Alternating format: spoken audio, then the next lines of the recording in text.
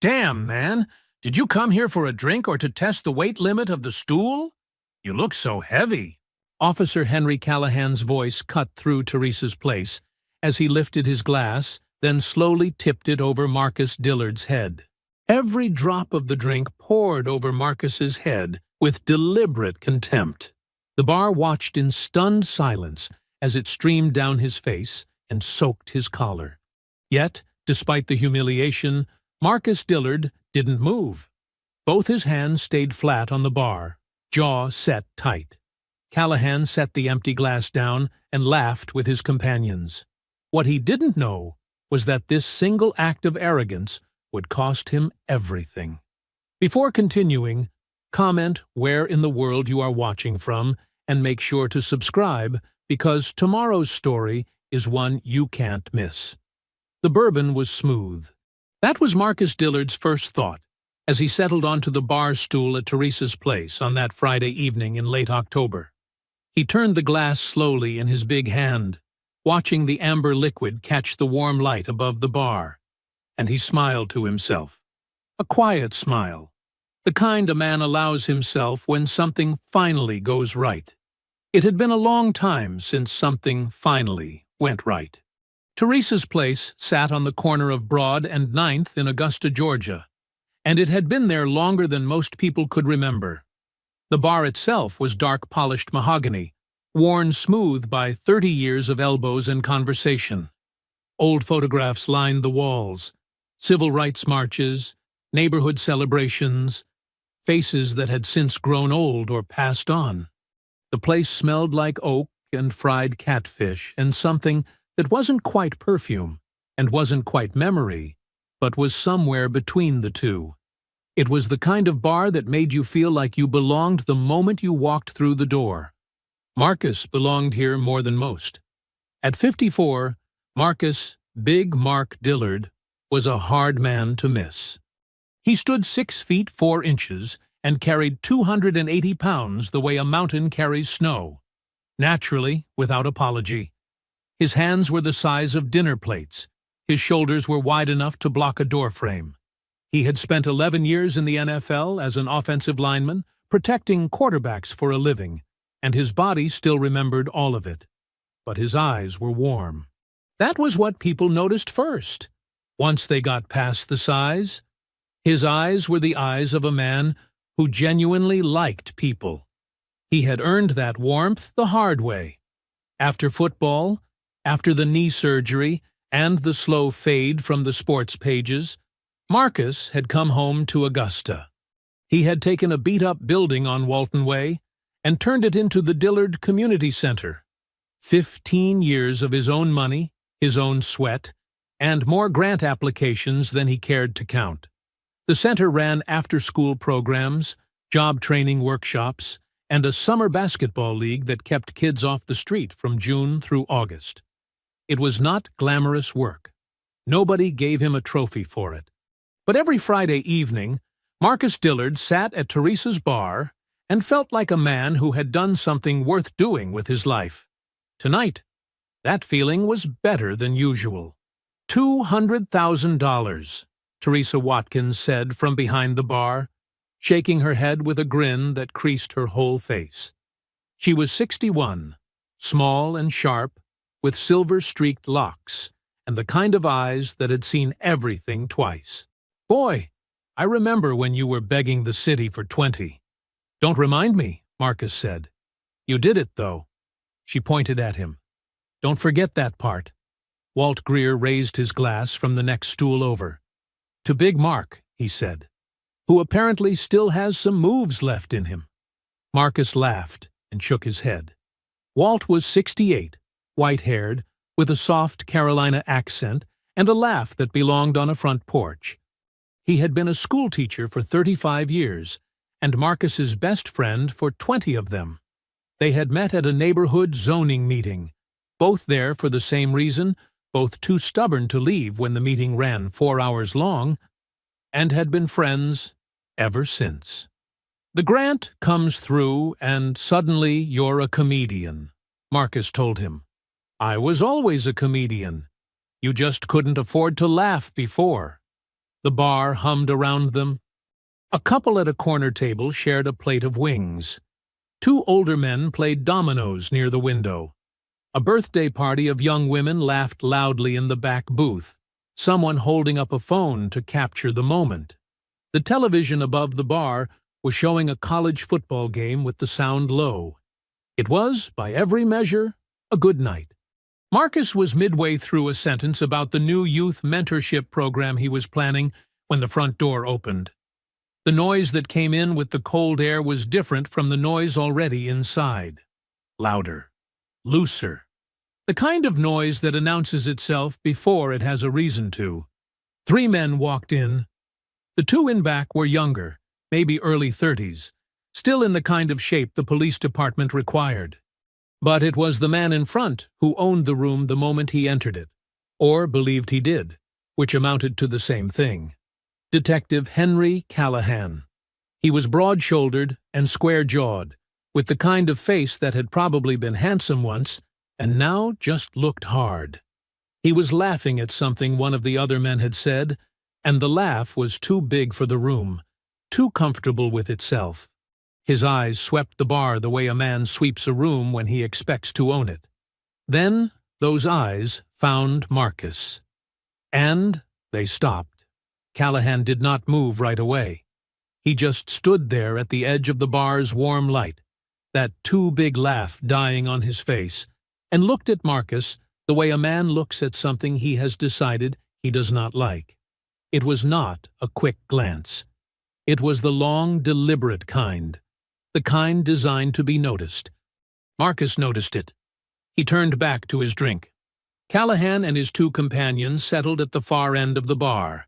Teresa moved toward them with the practiced neutrality of a woman who had managed difficult people for 30 years. She took their order without warmth and without hostility. Just business. But Marcus caught the small tension in her shoulders as she turned away from them, and he filed it quietly. For a few minutes, nothing happened. The birthday party laughed in the back booth. Walt told a story about a former student that went nowhere and was funny anyway. Marcus finished his bourbon and thought about ordering another. Then Callahan's voice cut across the bar. "They make these stools extra wide down here. Or is that a special request?" The laughter from his companions was immediate, practiced, the kind that exists only to encourage. The bar went quiet in pieces, the domino players first, then the couple at the corner table, then Teresa, who stopped moving behind the bar entirely. Walt set his glass down.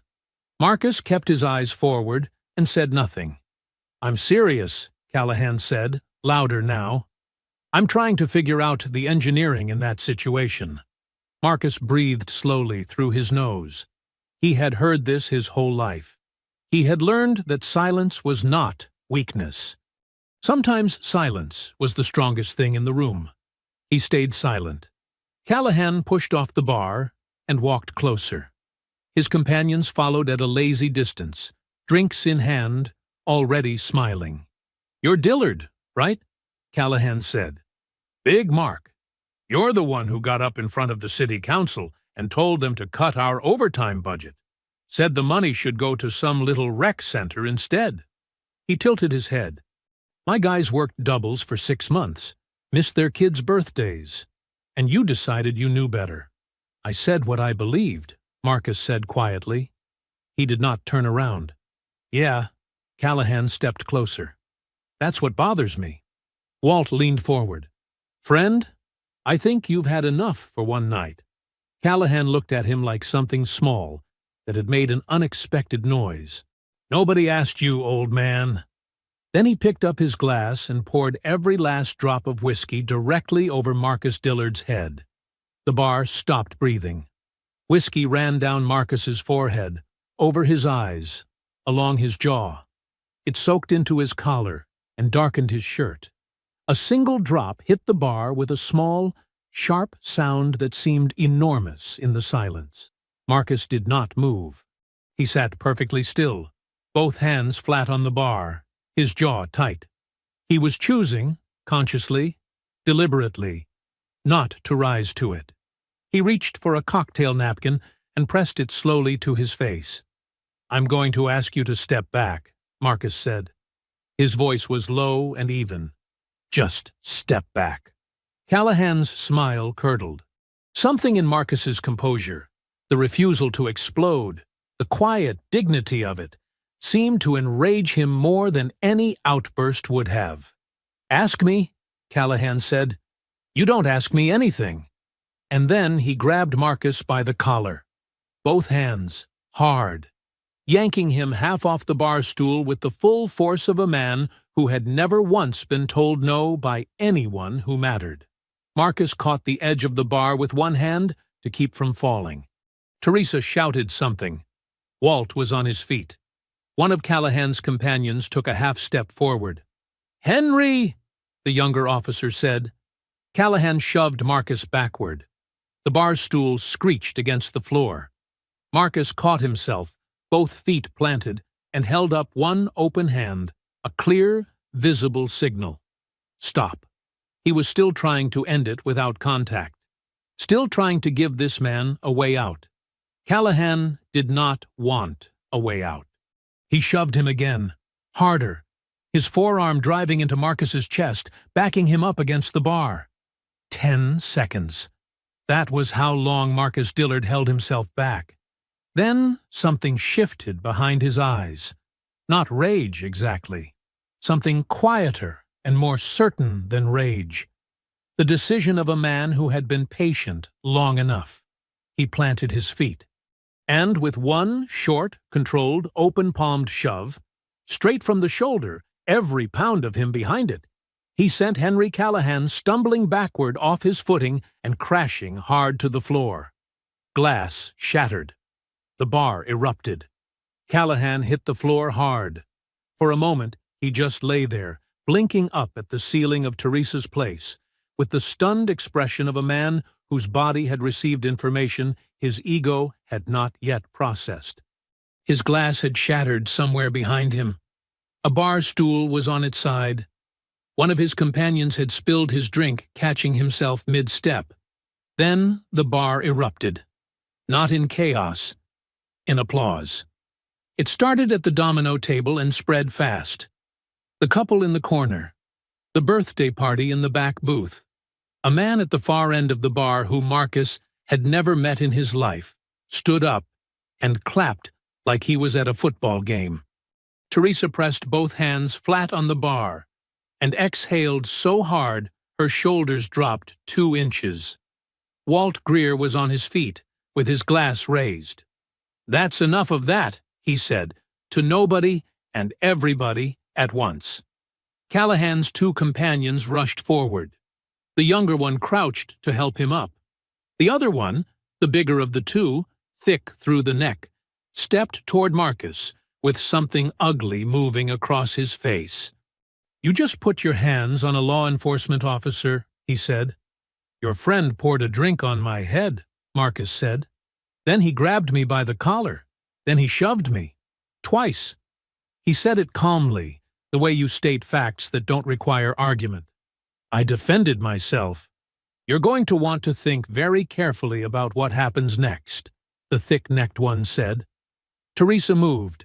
She came around the bar with her tablet already in her hand, and the look on her face was not fear.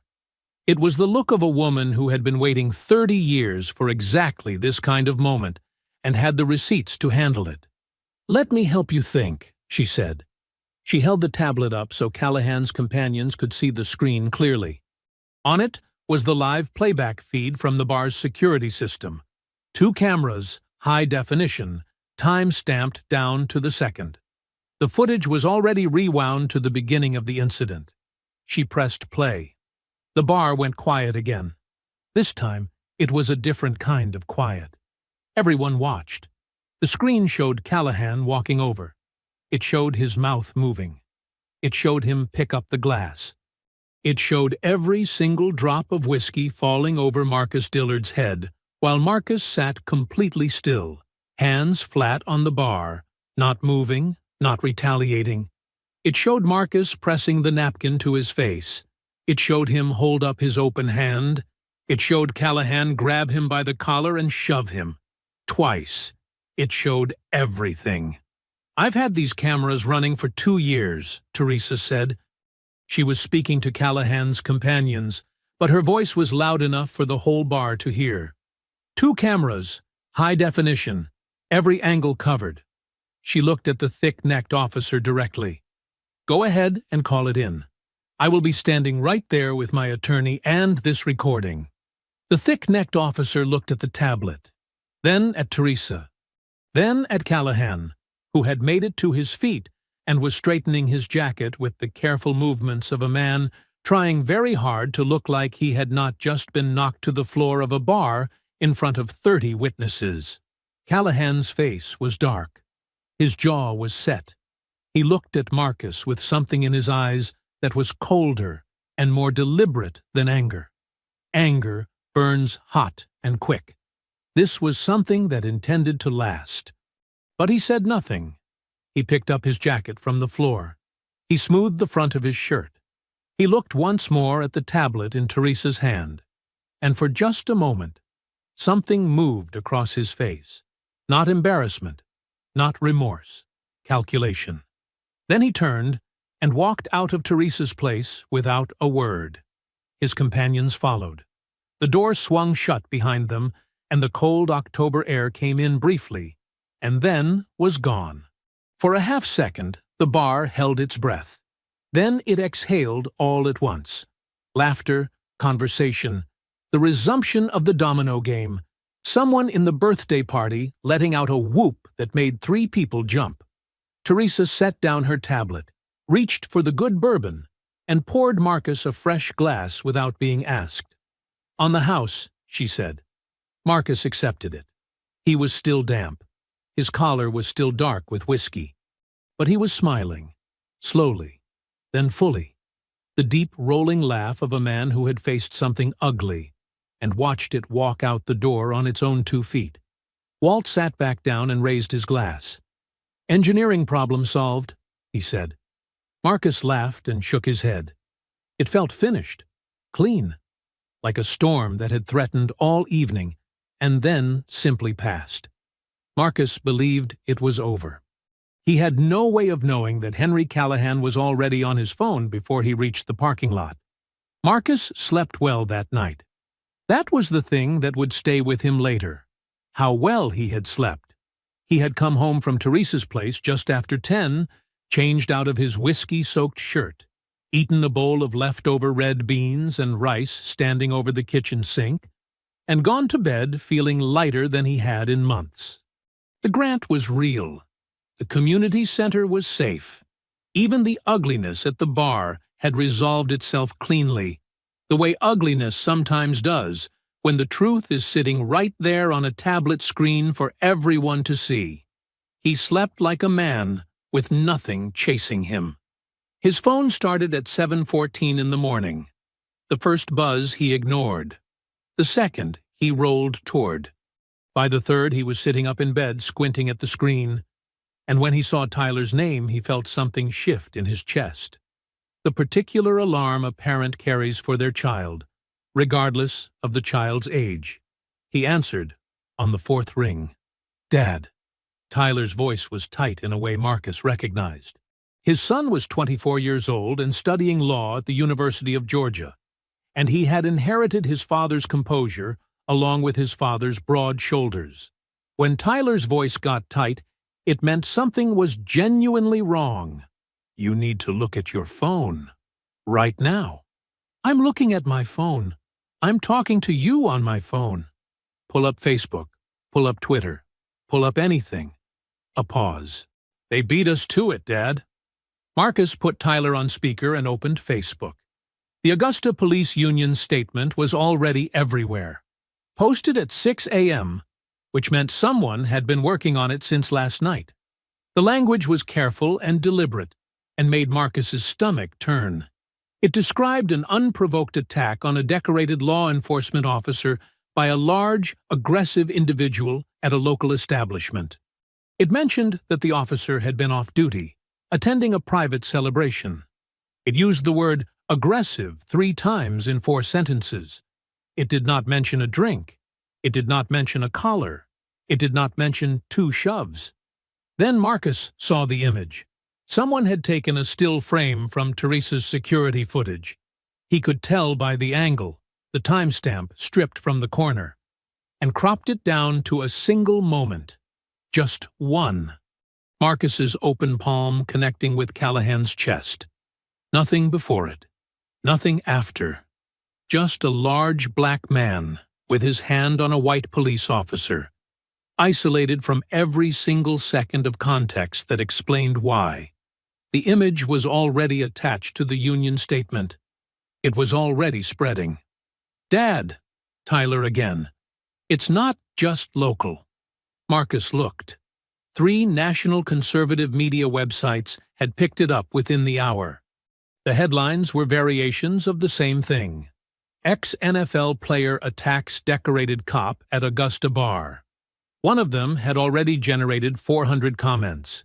He scrolled 3 comments deep and stopped scrolling.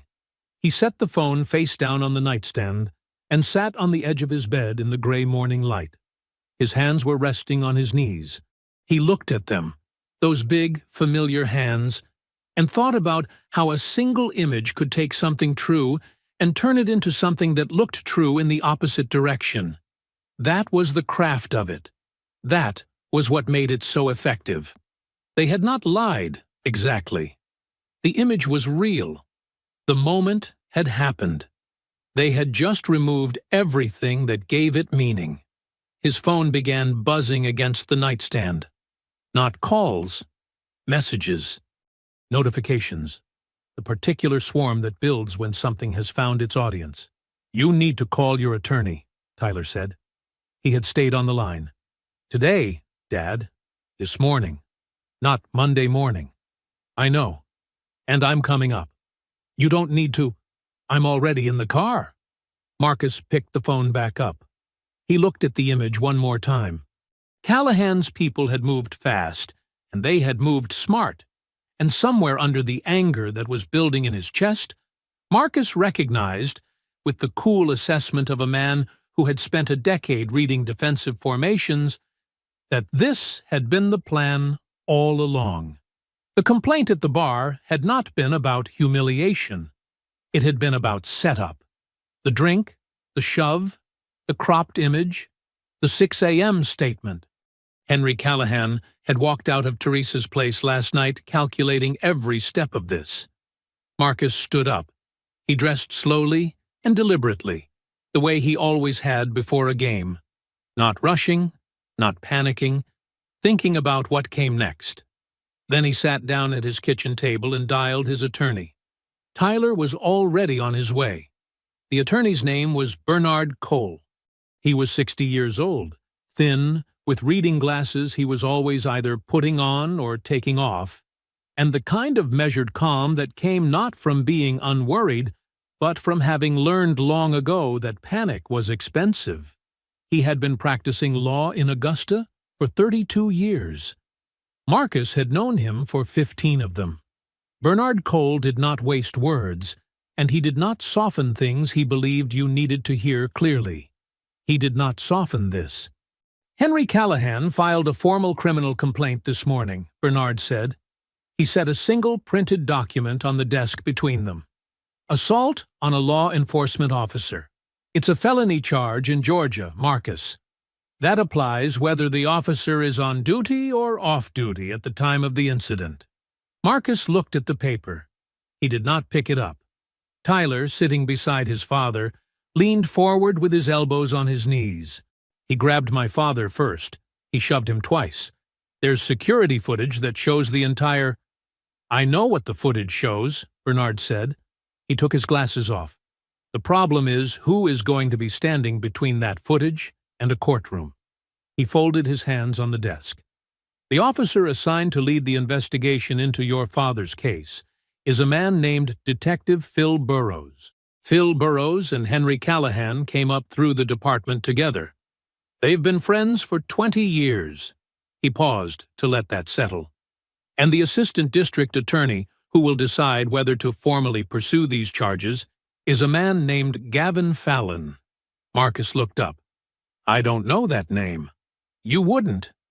But you know his brother-in-law? Bernard put his glasses back on. Henry Callahan. The room was very quiet. Tyler sat back slowly in his chair. Marcus looked at the document on the desk again, really looked at it this time, and felt the full weight of what was happening arrange itself in front of him with ugly clarity. This was not a complaint filed in anger. This was a structure. Callahan at the center, a friendly investigator on one side, a family member at the DA's office on the other. It had been constructed, piece by piece, by someone who had done this kind of thing before. "What about the footage?" Marcus asked. "Teresa has everything on camera, the whole incident from the beginning." "Teresa's footage is currently our strongest asset," Bernard said carefully. "But Callahan's attorney has already contacted me this morning, informally. He suggested, and I want you to hear this word, he suggested there may be grounds to challenge the admissibility of that recording." He held up a hand before either of them could speak.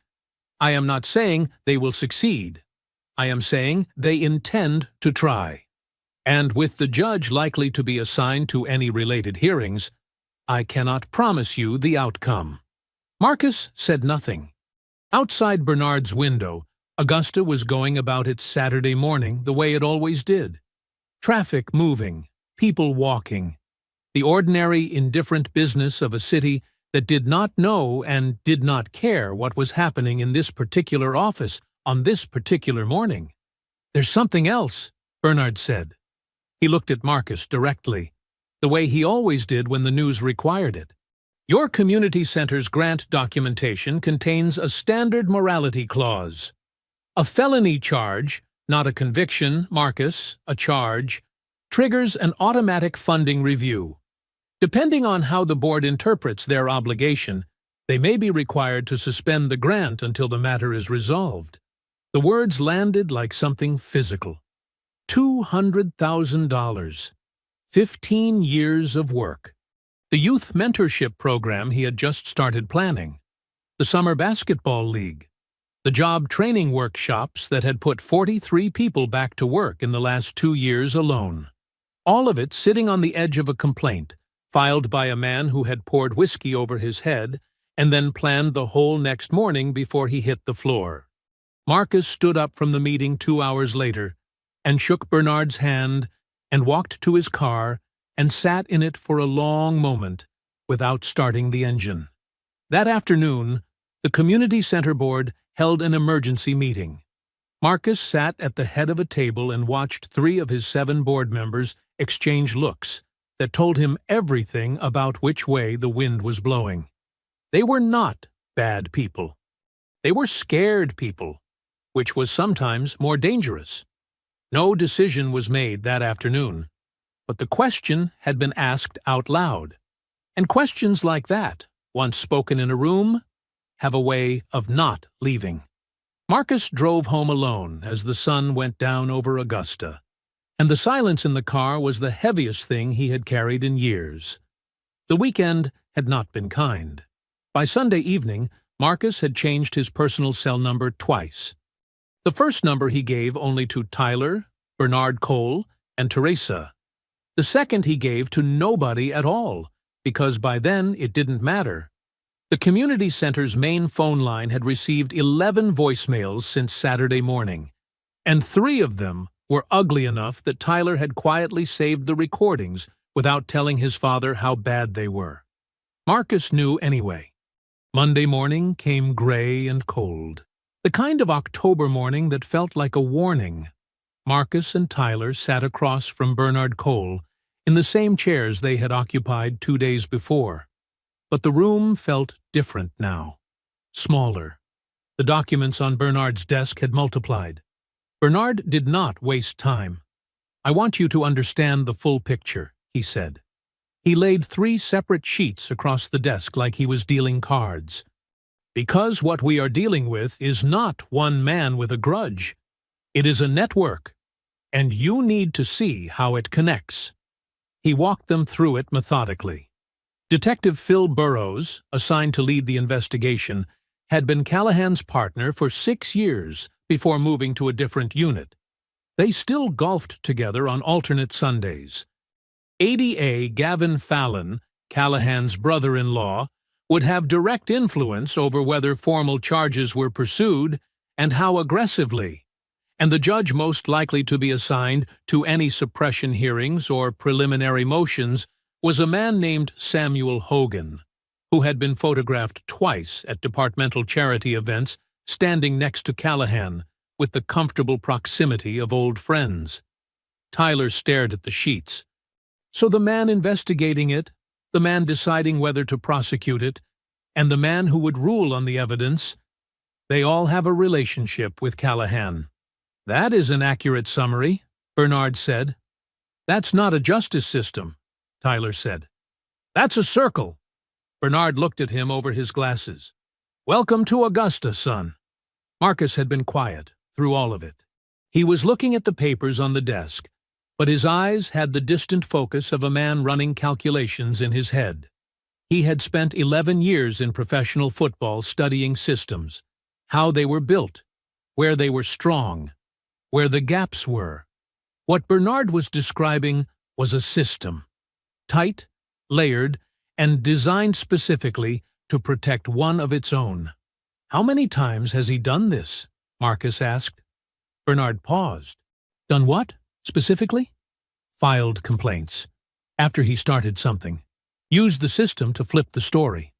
Marcus looked up. How many times? Bernard removed his glasses slowly. That is a question worth pursuing, he said, but I don't have that answer yet. Tyler did. Or rather, he knew who did. He had been thinking about it since Saturday morning, turning the name over in his mind the way you turn over a key when you're trying to remember which lock it fits. Violet Gilbert, Atlanta Journal-Constitution. He had come across her work 8 months ago in a research paper he was writing for his criminal procedure class, a 3-part investigative series she had written on misconduct patterns in mid-sized Georgia police departments. She was meticulous, she was fearless, and she had been, according to the paper's archives, actively covering Augusta PD for the better part of 3 years. If anyone had already been pulling on Callahan's thread, it was her. After the meeting, Marcus and Tyler sat in the car in Bernard's parking lot. Marcus was looking straight ahead through the windshield at nothing in particular. A woman walked past on the sidewalk pushing a stroller. A delivery truck rumbled by. The ordinary world, doing its ordinary things, completely indifferent. I want to reach out to a journalist, Tyler said. Marcus turned to look at him. Her name is Violet Gilbert. She writes for the AJC. She's been covering misconduct in this department for years, Dad. If Callahan has done this before, she may already have the documentation. And if she doesn't, she'll know how to find it. Tyler held his father's gaze. We can't fight this thing in a closed room. They own the closed room. We need to bring it outside. Marcus was quiet for a long moment. He thought about the cropped image, the 6 a.m. Union statement, the 3 connected men sitting between him and anything resembling a fair process. He thought about his community center and the kids who showed up every afternoon expecting the lights to be on. Then he nodded slowly. Do what you need to do, he said, but do it right. Tyler pulled out his phone before they reached the end of the block. Teresa called on Wednesday morning at 8:45. Marcus was at the community center, sitting at his desk going through the grant suspension paperwork Bernard had forwarded the night before, when his phone lit up with her name. He answered expecting her voice to be the steady, grounded thing it always was. Instead, she sounded like a woman standing on uncertain ground, testing each word before she put her weight on it. They filed something, she said. My attorney just called me. Callahan's people filed a legal motion. They want my security footage thrown out. Marcus set the paperwork down. On what grounds? He asked. Signage. Teresa said the word like it tasted bad. They're saying I didn't have proper notification signs posted, the kind that tell customers they're being recorded. Apparently, there's a specific requirement under Georgia law about how visible those signs have to be, what size, where they have to be mounted. She paused. My attorney says the sign I have is real and it's posted, but it might be in the wrong position. Too high up, too close to the door. Something about the exact wording. Another pause, longer this time. Marcus, if they get that footage thrown out. I know, he said. That footage is the whole truth. Everything that happened, in order, the way it happened. Without it, it's your word against his. And his word comes with a badge and a brother-in-law at the DA's office. He already knew that, too. What made it worse, what made Marcus's jaw tighten as he sat in his office surrounded by photographs of children he had coached and mentored for 15 years, was the precision of it. Callahan's attorney had not gone looking for a big dramatic reason to suppress the footage. He had gone looking for a small, technical, bureaucratic one. A sign in the wrong position. A font that was 2 points too small. The kind of paperwork violation that had nothing to do with truth or justice or what actually happened in that bar, but that a sympathetic judge could use as a perfectly legal tool to erase the one piece of evidence that told the whole story. It was elegant in its way, and it was infuriating. When is the hearing? Marcus asked. Friday. Teresa's voice tightened. They got it fast-tracked, Marcus. My attorney says the judge assigned is Samuel Hogan. Marcus closed his eyes for exactly 2 seconds. Samuel Hogan. Bernard had mentioned that name on Monday.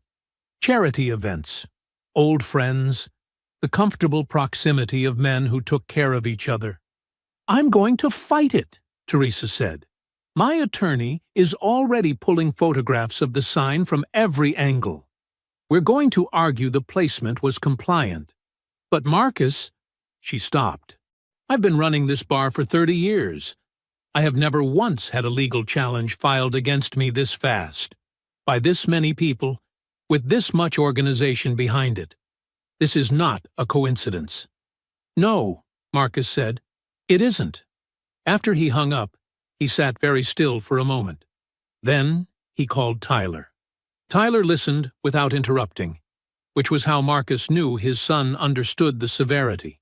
When Marcus finished, Tyler was quiet for 3 seconds. They're trying to erase the tape before arraignment, Tyler said.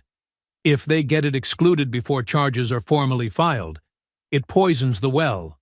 Even if we try to introduce it later, Hogan has already ruled on it. It's gone. That's what it looks like. Then we need something else, Tyler said.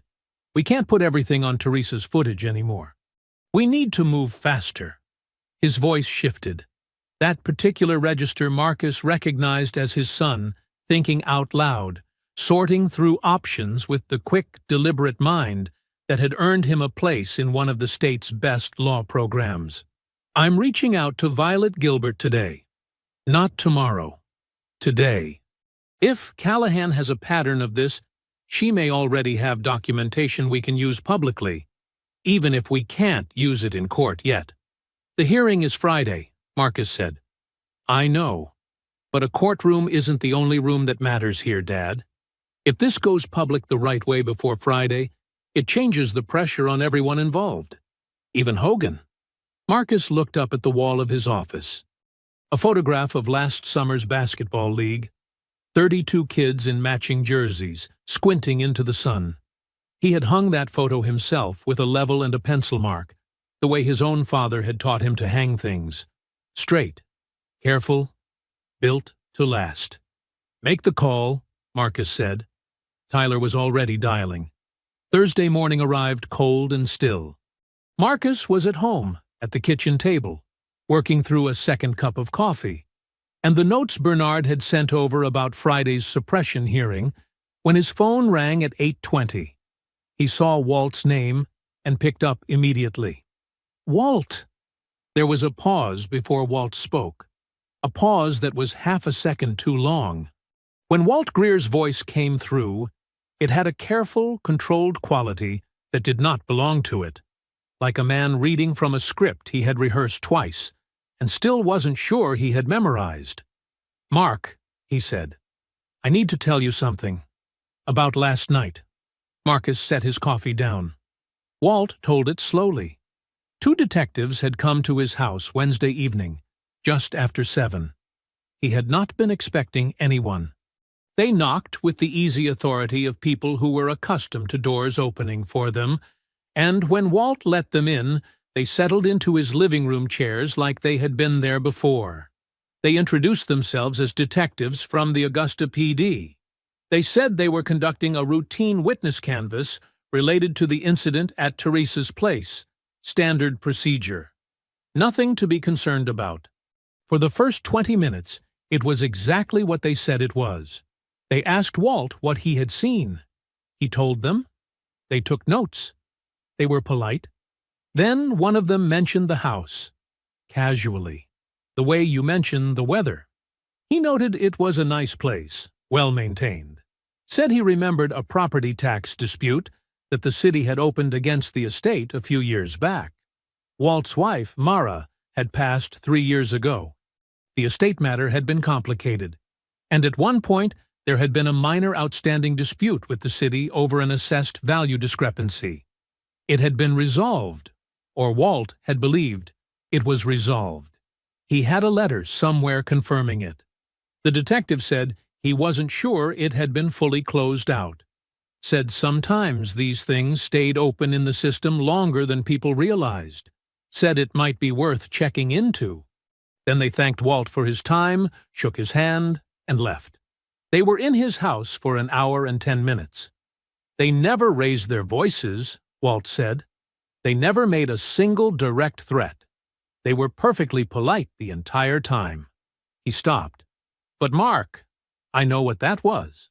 I am 68 years old, and I taught high school civics for 35 years, and I know exactly what that was. Marcus's hand had tightened around the phone somewhere in the middle of Walt's story. He had not noticed until now. "Did they give you their names?" he asked. "They gave me cards." Walt read them out. Marcus wrote both names on the corner of Bernard's notes. "Walt, I need you to listen to me."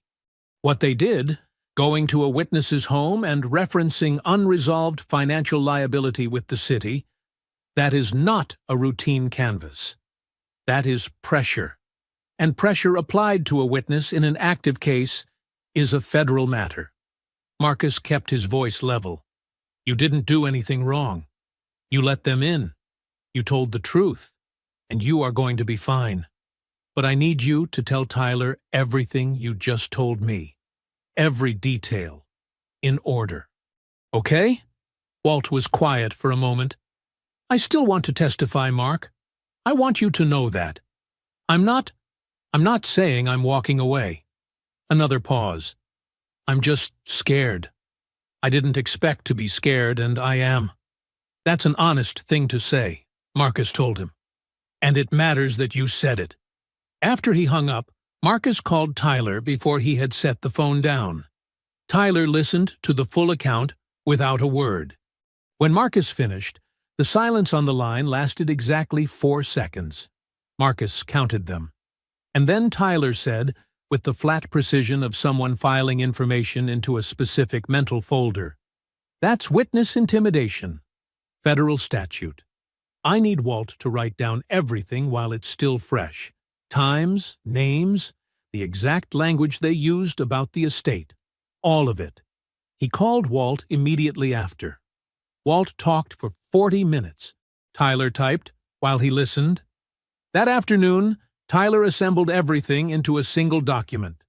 The 2 detectives' names, the timeline, Walt's verbatim account of the estate comments, and the case context that made the visit's purpose unmistakable. He attached it to an email addressed to Violet Gilbert, marked it urgent, and hit send. Her reply came in 11 minutes. 3 words. "I'm coming down." Violet Gilbert was not what Marcus had pictured. He had imagined someone loud, maybe.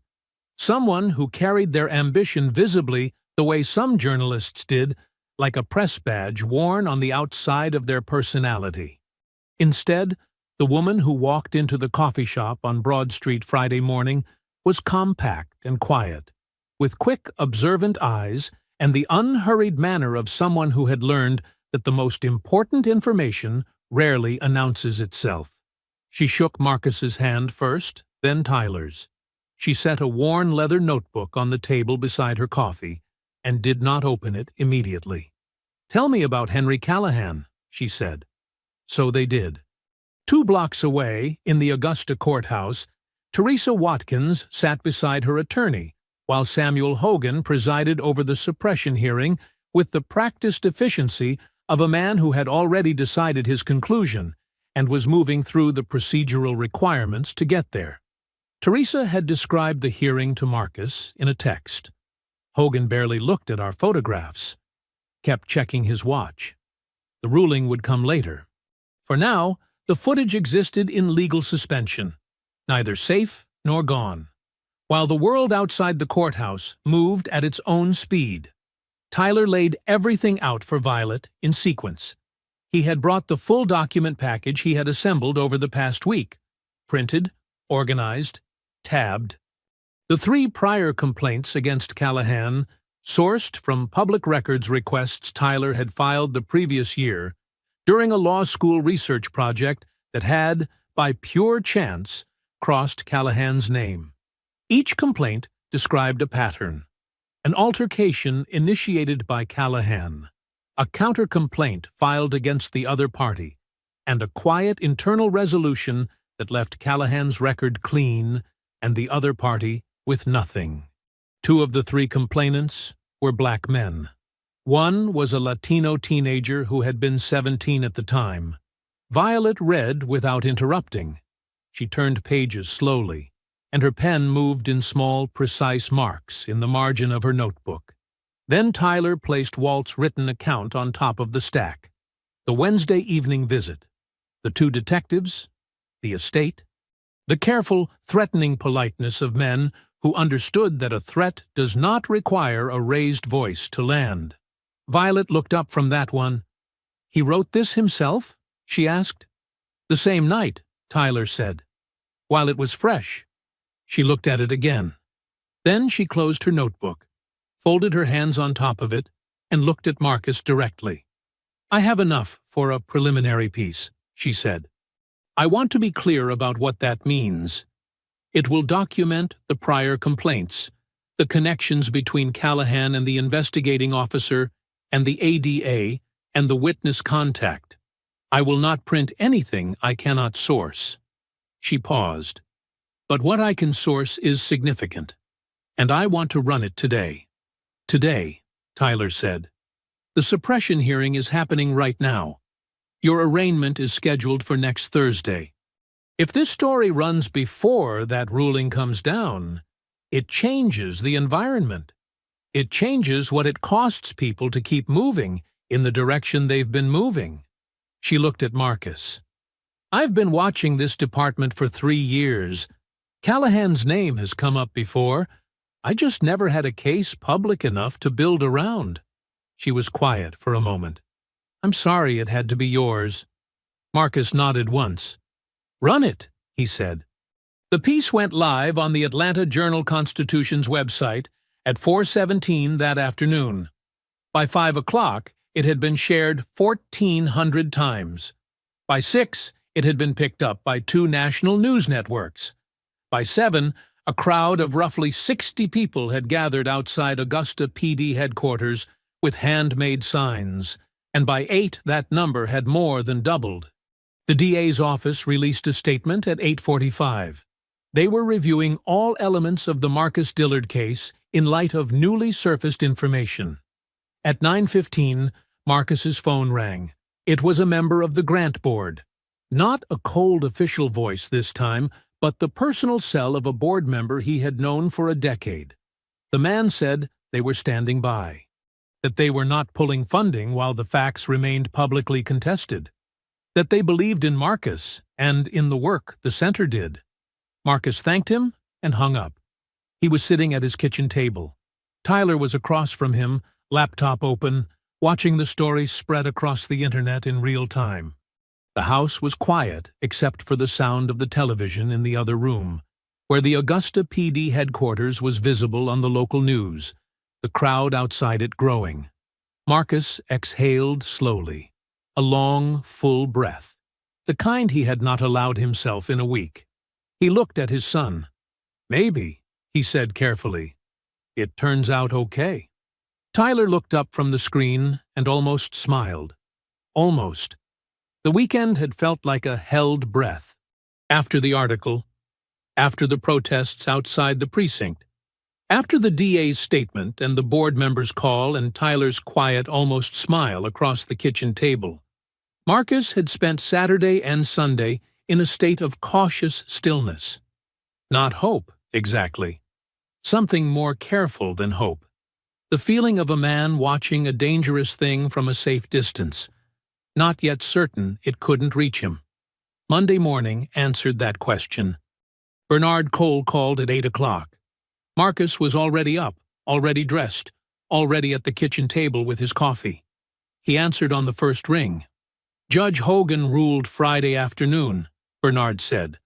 "I wanted to wait until I had the full written order before I called you." A pause that carried its full weight. "The footage is inadmissible." The signage violation held. Marcus set his coffee mug down carefully. "Teresa's sign was 11 inches too high on the wall," Bernard continued. "That was the finding. 11 inches. His voice carried something underneath the professional calm. A quiet, contained outrage that a man of his experience and discipline would never let fully surface. The motion was granted. The footage cannot be introduced as evidence in any criminal proceeding. Marcus said nothing. Outside his kitchen window, Augusta was a gray Monday morning.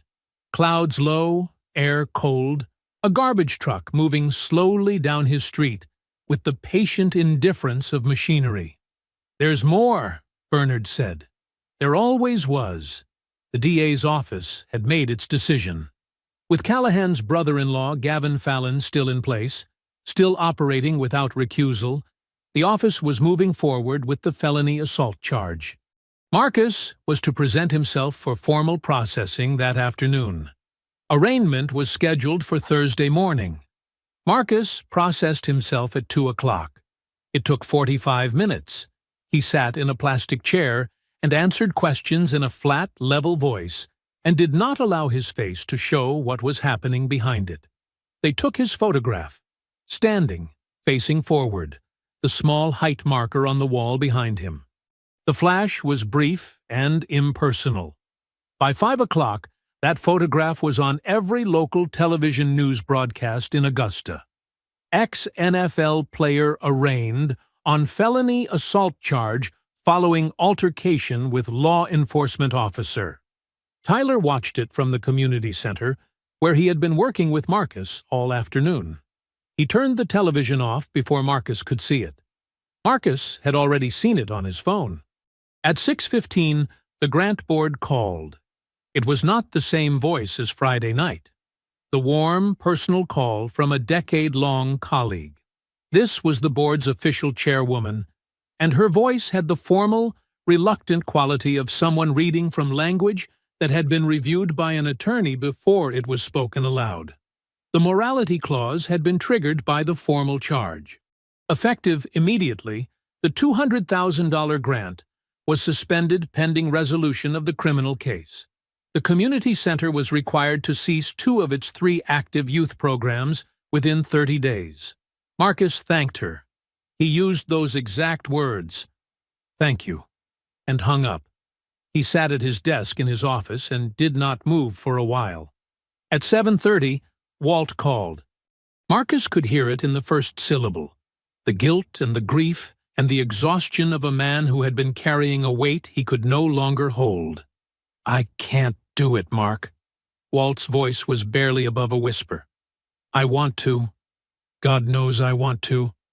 But I'm 68 years old, and I'm alone in this house, and I don't have the fight in me that you have." "I never did." A long pause filled with the sound of an old man trying to hold himself together. "I'm sorry. I am so sorry." Marcus told him it was okay. He told him he understood. He meant both things, and he also felt something crack quietly in his chest as he said them. At 8 o'clock, Henry Callahan appeared on the Channel 6 Evening News. He was standing outside Augusta PD headquarters in a pressed shirt, accepting his departmental commendation from the deputy chief. He shook hands. He smiled for the camera. That same confident, unbothered smile of a man for whom the system had never once failed to perform exactly as expected. He said he was grateful for the support of his department and his community. Marcus turned the television off. He walked back to his office. He sat down in his chair. The photographs on the wall looked back at him. Children in basketball jerseys, teenagers holding certificates, a community built year by year from nothing. He looked at them for a long time. Then he put his head in his hands. The room was very dark and very quiet. Tyler was on his father's porch before sunrise. Marcus heard the car first.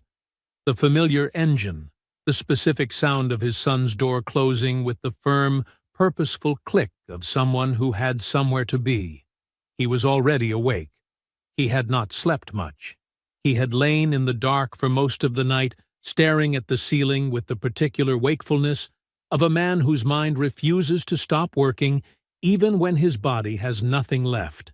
He had the front door open before Tyler reached the steps. His son looked like he hadn't slept either. He was still in yesterday's clothes, a legal pad tucked under one arm, and his phone in his hand. And there was something in his eyes that Marcus recognized. Not desperation, not panic, but the focused intensity of a person who has spent all night turning a problem over and over until they found the angle that hadn't been tried yet. "I need to go back to the bar," Tyler said. "And I need you to stay here." Marcus looked at him. "What are you looking for?" "Something Callahan forgot about," Tyler said. "Something nobody thought to ask about." He held the doorframe with one hand. "Dad, Teresa's footage got thrown out because it belonged to the establishment. The suppression ruling covers recordings made by the bar's own security system. But it does not cover footage recorded by private citizens on their personal phones." He paused. "That night, there were other people in that bar, and some of them had their phones out." Marcus was quiet for a moment. He thought back to that Friday evening. The birthday party in the back corner booth. He had registered them peripherally, the way you register background noise in a familiar space. A group of young women, laughing, someone holding a phone up to capture the celebration. He had noticed them, the way you notice a song playing in another room. They had been there. They had been recording. And they had been gone before the police arrived, or the gravity of the situation announced itself. "Go," Marcus said. Teresa's place didn't open until 10 on Tuesdays, but Teresa was always there by 8. She opened the door for Tyler in her apron with a dish towel over one shoulder, and when he explained what he was looking for, she sat down at the bar and thought about it with the careful seriousness of someone who understood exactly what was at stake. "The birthday party," she said slowly. "Yes. Corner booth. 8 women, maybe 9. Young, late 20s, I'd say." Teresa folded the dish towel in her hands, thinking. "They had a reservation. I remember because they called ahead for the booth specifically. They wanted the big corner one." She was quiet for a moment. "Several of them had their phones out all evening. I remember thinking they were filming the whole night. Birthday content." She looked at Tyler. "They left before everything happened with the police coming. Before I even realized I should be getting people's information." "Do you have any record of the reservation?" Tyler asked. "A name? A phone number? A credit card on the tab?" Teresa moved behind the bar and opened her reservations book. A physical ledger, handwritten, which she had kept by personal preference for as long as the bar had been open. She ran her finger down the page for that Friday. "Chandler," she said. She turned the book toward Tyler. "Party of 8. Reservation under Chandler." Tyler wrote it on his legal pad and underlined it twice. He drove home and sat at the kitchen table with his laptop open and his legal pad beside him and began to search with everything he had. The date, the last Friday of October. The location, Teresa's place, Augusta. The name, Chandler. He worked through Facebook first, searching event check-ins and tagged posts, then Twitter, then Instagram, which had become the natural home of birthday documentation. The stories, the group shots, the small captured moments of celebration that people posted without any awareness of what else their cameras might have caught. He searched for 2 hours. He almost missed it.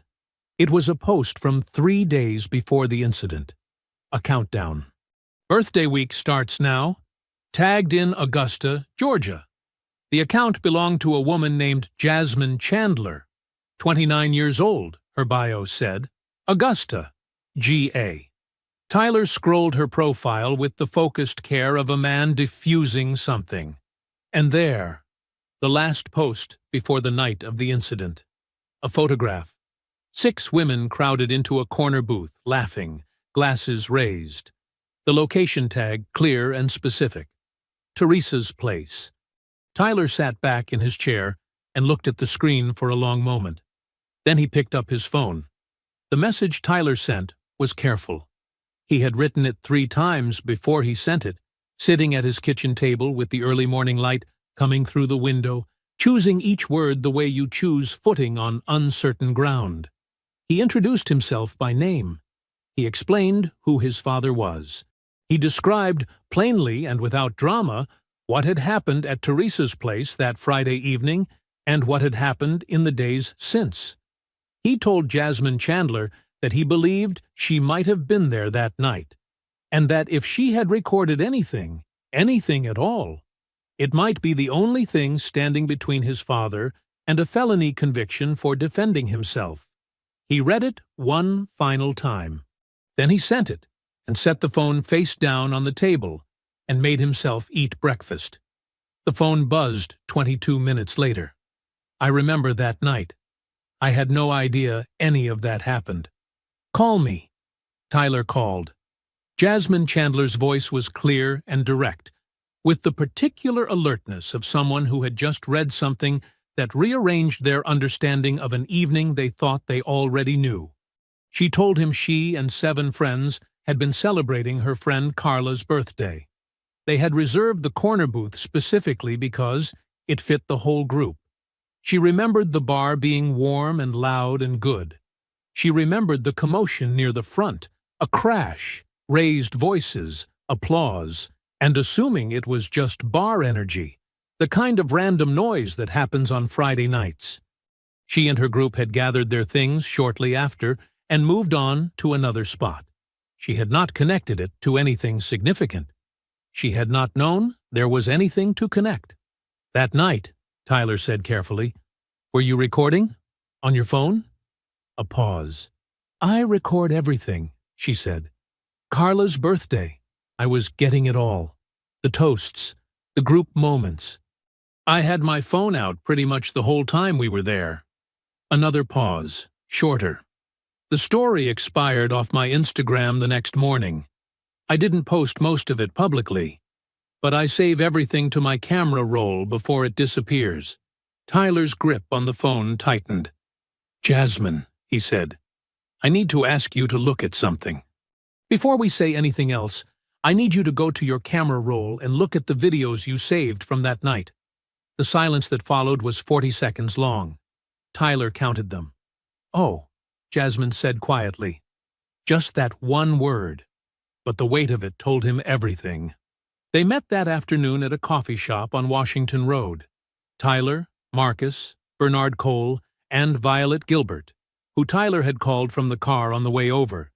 Jasmine arrived 5 minutes early, a young woman in a gray jacket with natural hair and careful eyes, holding her phone in both hands like she already understood she was carrying something important. She sat down across from Marcus and looked at him for a moment. "I'm sorry this happened to you," she said. Marcus nodded. "Thank you for being here." She placed her phone on the table and opened her camera roll and found the video without hesitation. She had already watched it twice that morning, she told them. She turned the phone so they could all see the screen and pressed play. The video began as what it was meant to be, a birthday. Jasmine's friends crowded into the corner booth, laughing, someone raising a glass, the warm amber light of Teresa's place, surrounding everything. In the background, clearly visible over the shoulder of the woman nearest the camera, was the bar. Marcus was on his bar stool. You could see him clearly. Then Callahan walked into the frame.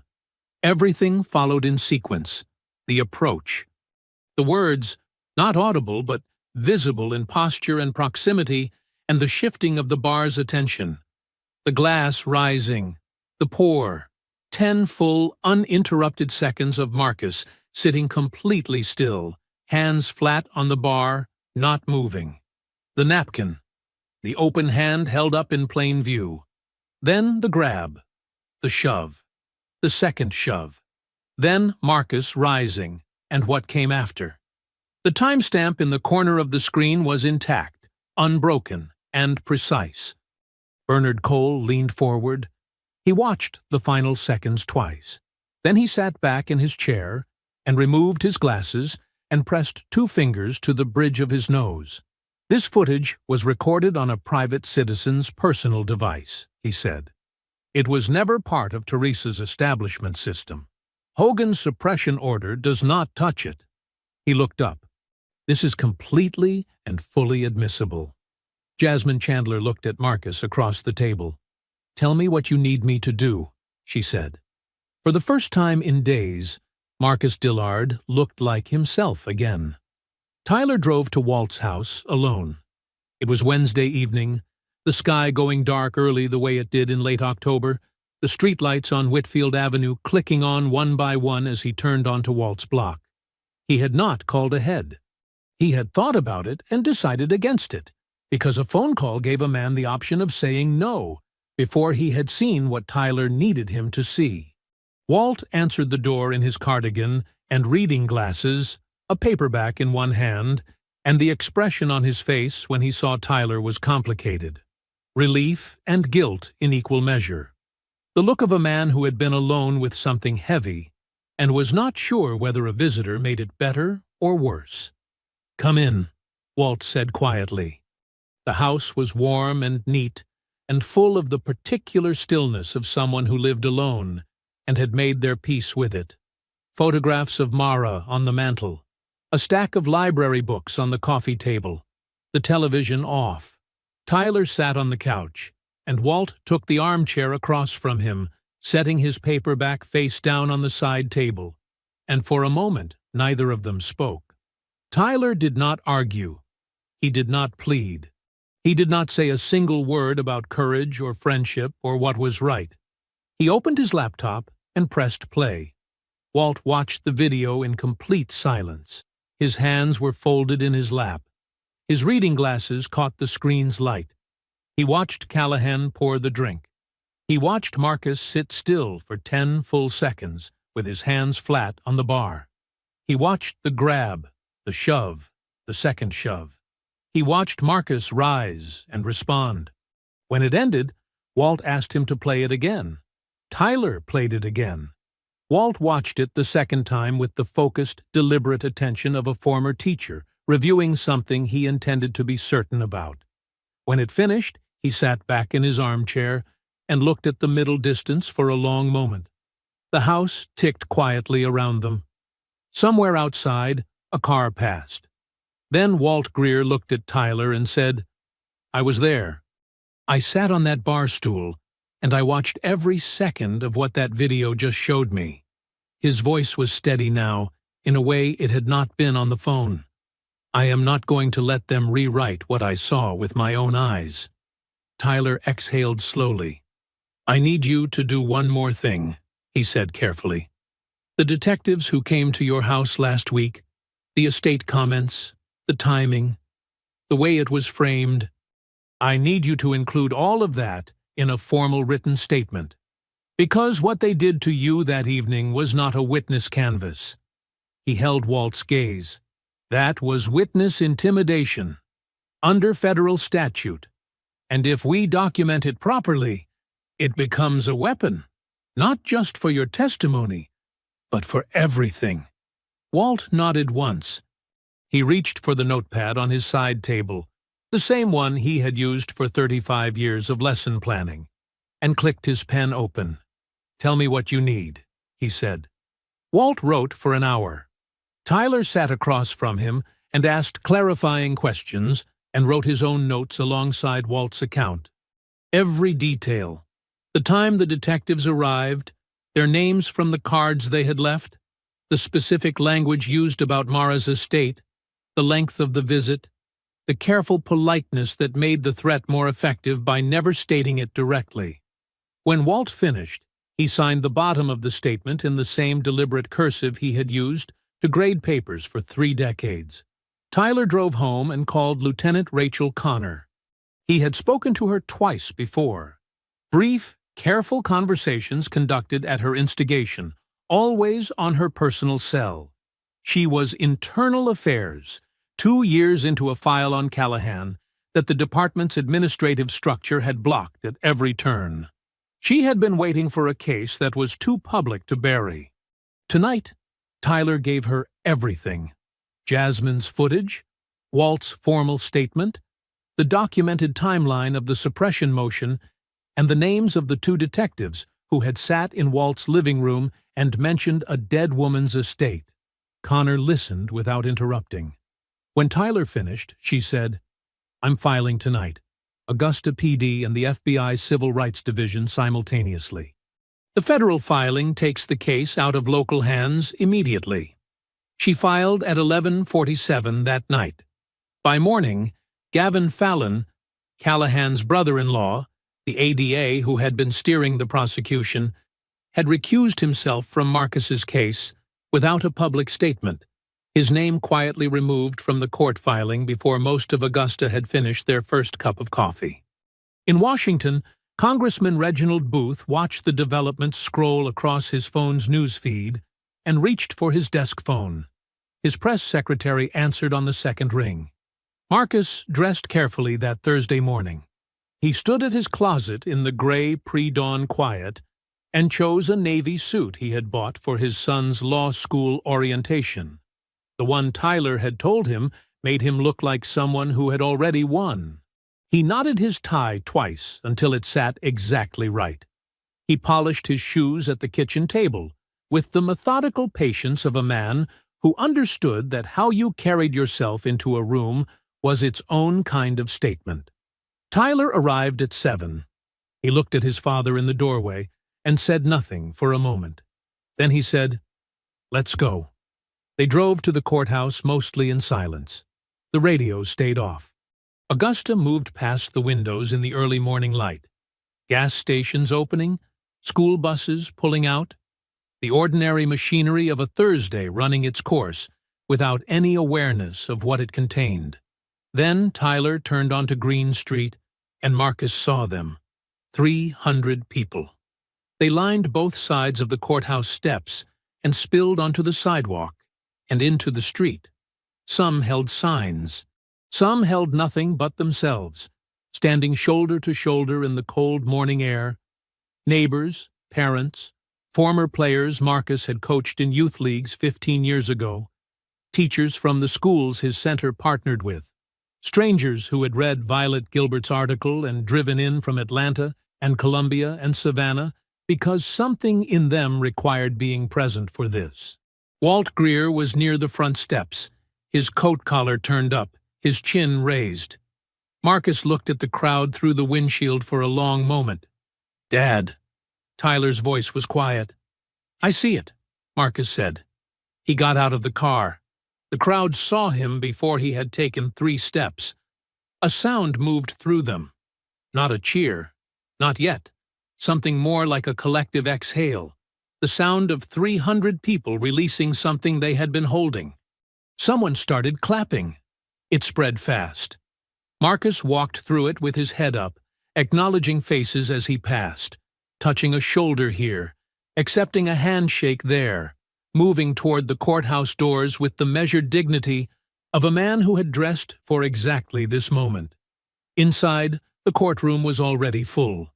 Marcus sat beside Bernard Cole at the defense table. The prosecution table, usually occupied by Gavin Fallon, held a woman Marcus did not recognize, the newly assigned DA, brought in after Fallon's recusal. Her name was Angela Marsh, and she had been handed this case 48 hours ago with a full evidence package, a federal inquiry active in parallel, and Jasmine Chandler's footage already submitted to the court record by Bernard Cole the previous afternoon. She had reviewed it the same night she received it. Judge Samuel Hogan was not presiding. Hogan had been quietly reassigned the evening before. The federal civil rights filing had cast sufficient shadow over his prior rulings in related motions to make his continued involvement untenable. The judge who entered the courtroom that morning was a woman Marcus had never seen before. She moved efficiently, without ceremony, and called the proceeding to order with the brisk authority of someone with a full docket and no interest in theater. Angela Marsh stood before the opening statements could begin. "Your Honor," she said, "the state moves to dismiss all charges against Marcus Dillard, with prejudice." The courtroom went very still. The state has reviewed newly submitted video evidence from an independent private source, corroborated by a signed eyewitness statement, that establishes clearly and unambiguously that Mr. Dillard acted in self-defense following physical aggression initiated by the complaining party. She set the document on the bench. The state finds no basis on which to proceed. The judge reviewed the motion for 90 seconds. "Motion granted," she said. "All charges against Marcus Dillard are hereby dismissed with prejudice. Mr. Dillard, you are free to go." 4 words. You are free to go. Marcus sat completely still for exactly 1 breath. Bernard put a hand on his arm. Then Marcus stood, buttoned his jacket, and walked out of that courtroom with his head exactly as high as it had been when he walked in. Tyler was waiting at the bottom of the courthouse steps. He had come outside to be there for this specific moment, and when Marcus pushed through the doors into the October sunlight, the crowd erupted. Fully, completely. The sound of 300 people releasing everything they had been carrying all week.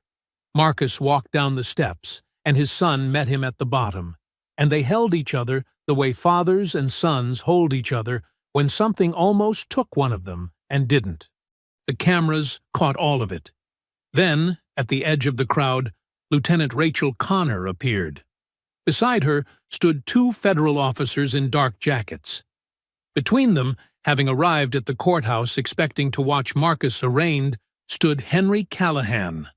Connor met Marcus's eyes across the crowd. She gave him one small nod. Then she turned to Callahan, and the cuffs went on. The crowd saw it happen. The silence lasted exactly 1 second. Then they roared. The charges came down that afternoon like a hammer.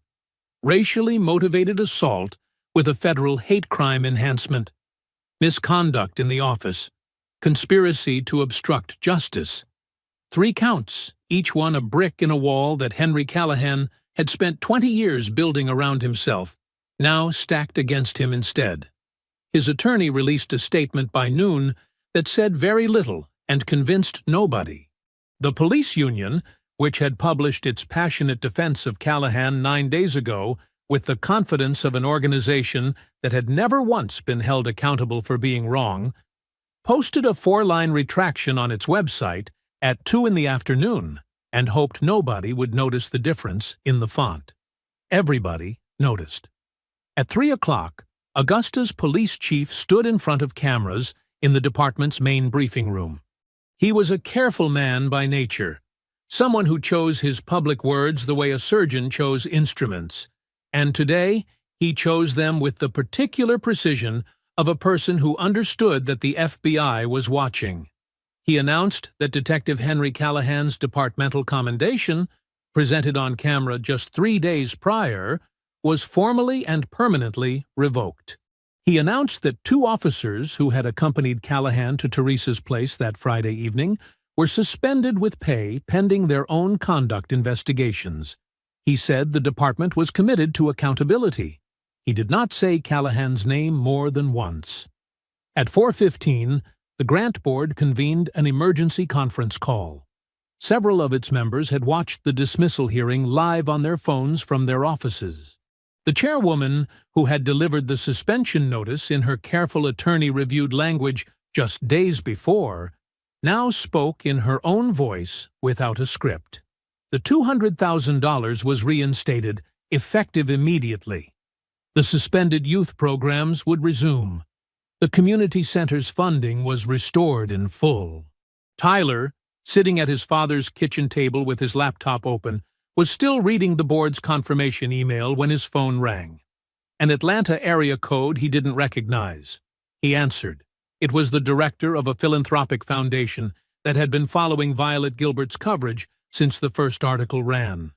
They had been watching the case develop and had held an emergency board vote of their own that morning. They wanted to make a matching donation to the Dillard Community Center. $100,000. Tyler sat very still for a moment. Then he said, professionally and calmly, "Yes, we accept. Thank you." He hung up and called Violet Gilbert immediately. Her full investigative piece, 4,000 words, fully sourced, documenting the complete pattern of Callahan's misconduct across 7 years, the buried complaints, the intimidation of witnesses, the family connection to the ADA's office, and the deliberate campaign to reframe a black man's act of self-defense as a criminal assault, went live in the Atlanta Journal-Constitution at 5 o'clock. By 6, it had been shared 40,000 times. By 7, it was on the front page of the paper's national edition. By 8, 3 television networks had requested Violet for morning show appearances. A second foundation called Tyler at 8:30. Another 100,000. Teresa's place filled up that evening the way it only filled up for things that mattered. People came without being invited because they knew, the way communities know things, that this was the place to be. Walt Greer arrived early and claimed the same bar stool he always claimed, and sat in it with the straight back of a man who had found something he had briefly lost. Lieutenant Rachel Connor came in at 7, off duty, in her own clothes, and sat at the far end of the bar and accepted one drink from Teresa without ceremony. Jasmine Chandler came with 3 of the women from Carla's birthday party. Violet Gilbert arrived with her notebook in her bag and left it there all evening. Congressman Booth sent word that he would be in Augusta the following week. Bernard Cole stayed for 2 hours, which was 2 hours longer than he usually stayed anywhere that wasn't a courtroom. The community center now had $340,000. At 9 o'clock, Teresa reached beneath the bar and brought out the good bourbon. The bottle she kept for moments she decided were worth the bottle. She poured a glass and set it in front of Marcus without a word. The bar went quiet. Not the nervous quiet of that Friday night 10 days ago when a man had poured a drink over another man's head and the room had held its breath, waiting to see what the world would do about it. This was a different quiet. The warm, full quiet of people who had gathered around something that had come out right. Marcus looked at the glass. He picked it up slowly and turned to face the room. Every face in it, Walt and Tyler and Teresa and Connor and Jasmine and Violet, and people whose names he didn't know, but whose presence he felt like something solid at his back. He thought about the Friday night that started all of this, about whiskey running down his face while a bar full of people watched, about a cropped image and a 6 a.m. press statement and a judge who ruled on 11 inches of wall space, about his son driving through the night, and an old teacher finding his spine, and a young woman who saved everything to her camera roll. He raised the glass. The bar leaned in. "They thought they could drown me," Marcus said. His voice was quiet enough that the whole room had to be still to hear it. "Turns out, they handed me the thing that floated me." He drank. Teresa's place shook with what came next. If you enjoyed the story, leave a like to support my channel, and subscribe so that you do not miss out on the next one. On the screen, I have picked 2 special stories just for you. Have a wonderful day.